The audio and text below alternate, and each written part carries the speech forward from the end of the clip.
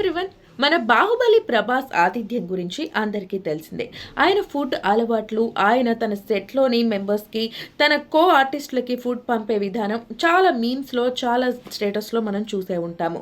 ఆయన 'బాహుబలి' పేరుకు తగ్గట్టు ఆ రేంజ్‌లోనే ఫుడ్ పంపిస్తూ ఉంటారు.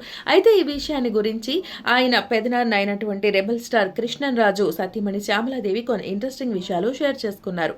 ప్రభాస్ గారివి, కృష్ణంరాజు గారివి ఇద్దరివి ఒకే రకమైన ఫుడ్ హ్యాబిట్స్ అని, ప్రభాస్‌కి పులస అంటే చాలా ఇష్టమని చెప్పారు. ప్రభాస్ డైట్‌లో ఉన్నా కూడా పులస వచ్చిందంటే చీట్ డే చేసుకొని మరి పులస తినేస్తారంట. కాగా ఈ విషయంలో ప్రభాస్ కొన్ని ఇంట్రెస్టింగ్ విషయాలు కూడా చెప్పారు.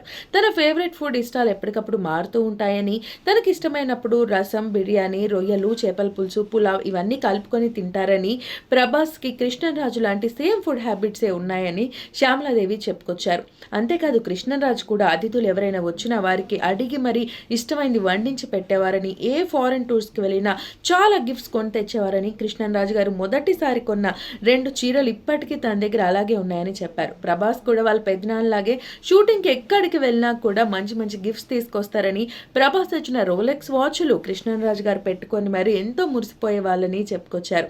కృష్ణంరాజు గారు చనిపోయినప్పుడు ఫ్యామిలీ అంతా ఎంతో డిప్రెషన్‌లో వెళ్తే ప్రభాస్ గారి దగ్గరుండి ధైర్యం చెప్పి తనను పెదనాన్న ఎక్కడికి వెళ్ళలేదు, మనందరితోనే ఉన్నారు, సంతోషంగా ఉంటేనే ఆయన మనతో ఉంటారని డిప్రెషన్ నుంచి బయటకు తీసుకొచ్చారని కూడా తెలిపారు. మరి అదేవిధంగా ప్రభాస్ ఇంతమందికి ఫుడ్ పెడుతున్నప్పుడు డైలీ ఆయన ఫుడ్‌కి అయ్యే ఖర్చు ఎంతో తెలుసా? ఆయనకు ఒక టీమే సెపరేట్‌గా కుకింగ్ టీమే ఉంటుందంట. కేవలం ప్రభాస్ ఫుడ్ కోసమే రోజుకి ₹2,00,000 వరకు ఖర్చు అవుతుందంట.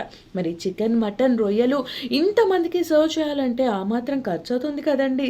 సో మరి ప్రభాస్ పేరుకు తగ్గట్టే బాహుబలిలాగా ఆయన హృదయం అంత విశాలంగా, ఆయన ఆతిథ్య మర్యాదలు ఉంటాయన్నమాట.